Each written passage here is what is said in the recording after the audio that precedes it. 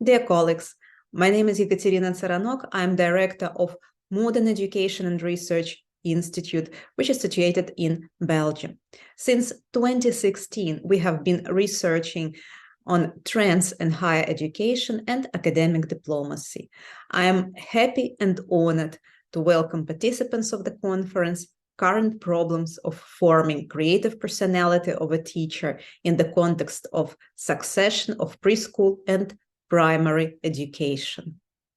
I would like to start my intervention by a story that produced a very deep impression on me. It is a rare and worthy of respect case that shows that even those above us can be regarded as equals. In 2020, the Belgian royal family was denied a place in the prestigious school Saint-Jean Bergmans in Brussels. In Belgium, there is a principle of freedom of education, which means that each school can set their own rules by which it operates. And the school Saint-Jean Bergmans enrolled students according to two principles. The first principle is the child shall live in the neighborhood of the school. And the second principle is that probably all the siblings of the child shall also go to the same school for another child to be enrolled in it.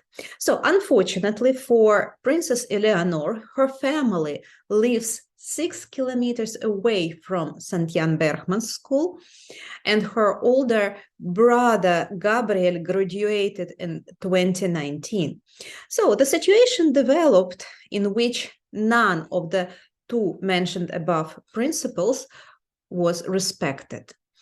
The princess has been transferred to a less prestigious but also a good school in Brussels, in the neighborhood where her parents, where her family lives.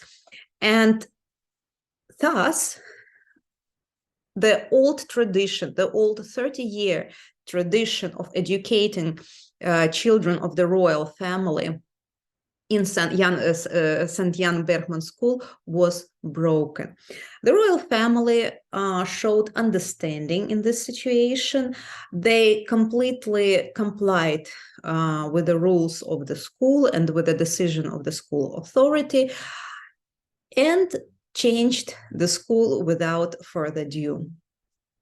Coming back to the subject of my intervention, inclusive education in Belgium, there is one important thing to be observed. Belgium is a federation, and the role of the federal government is limited to the following in the field of education. First of all, is to determine the beginning and the end of compulsory education, establish minimum requirements for the issue of diplomas, and regulate retirement for teachers. That's it. All the rest, all the other policies go down to the regional level. And in Belgium, there are 3 autonomous education systems because there are 3 autonomous regions.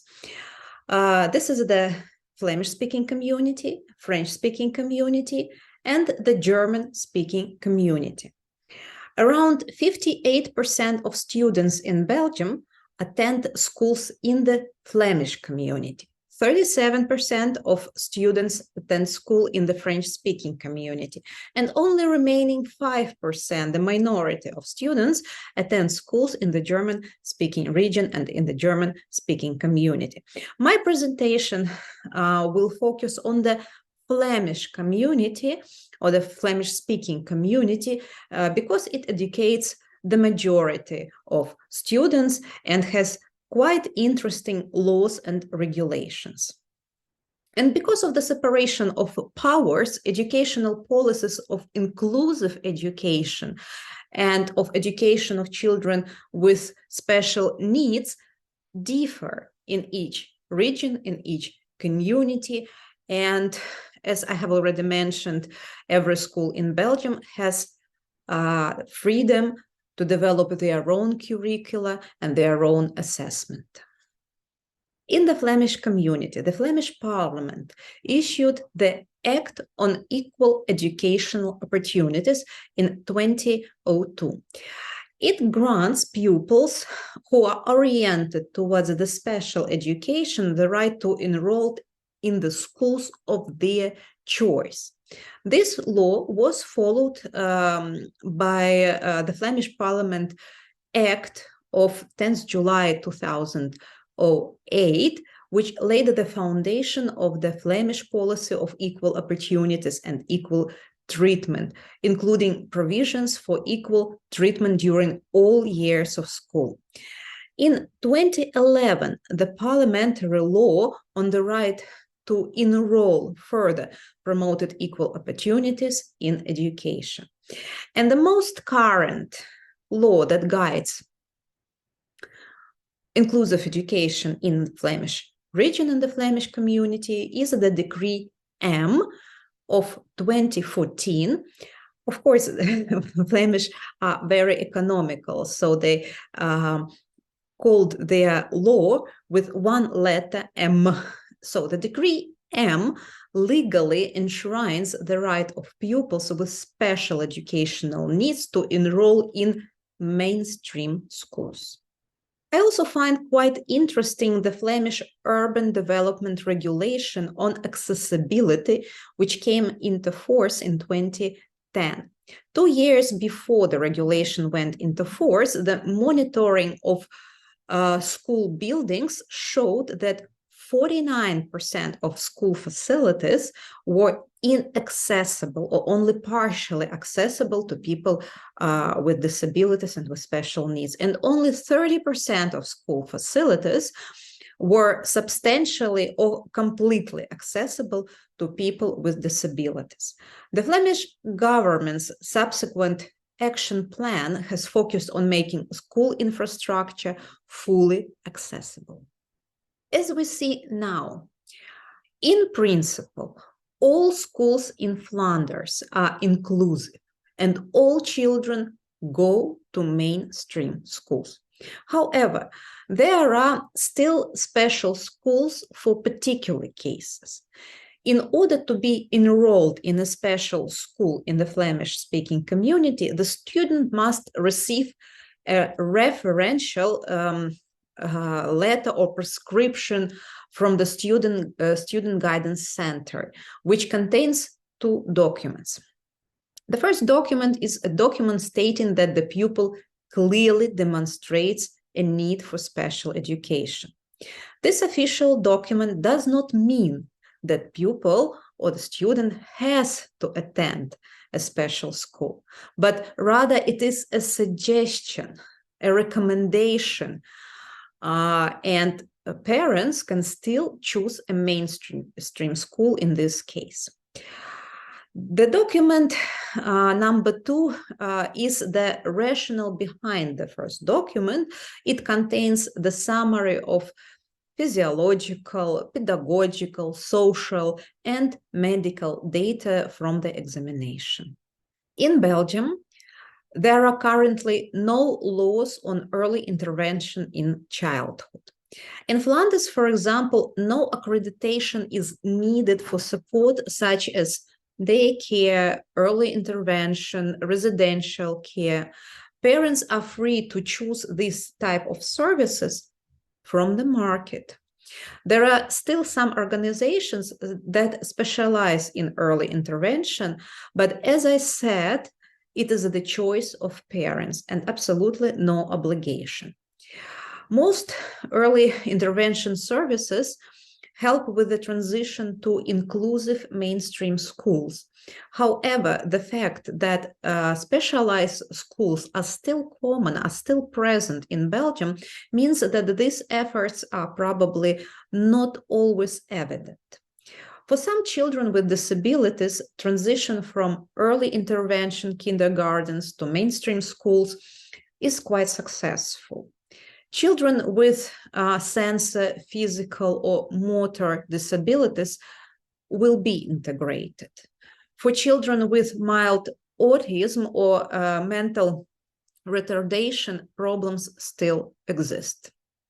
Since the adoption of Decree M, work to support the transition to inclusive education has intensified, and the amount and period of support is flexible depending on the child's needs. Pupils with a valid learning support referral follow the general curriculum in the mainstream school, but with the support from a teacher or therapist from the special school. Pupils with a special educational referral follow an individually adapted curriculum. They are entitled to attend the mainstream school, but the school will first check whether the conditions necessary due to the child's special needs are reasonable and sufficient. This period will last during maximum 60 days from the first day of the child at school.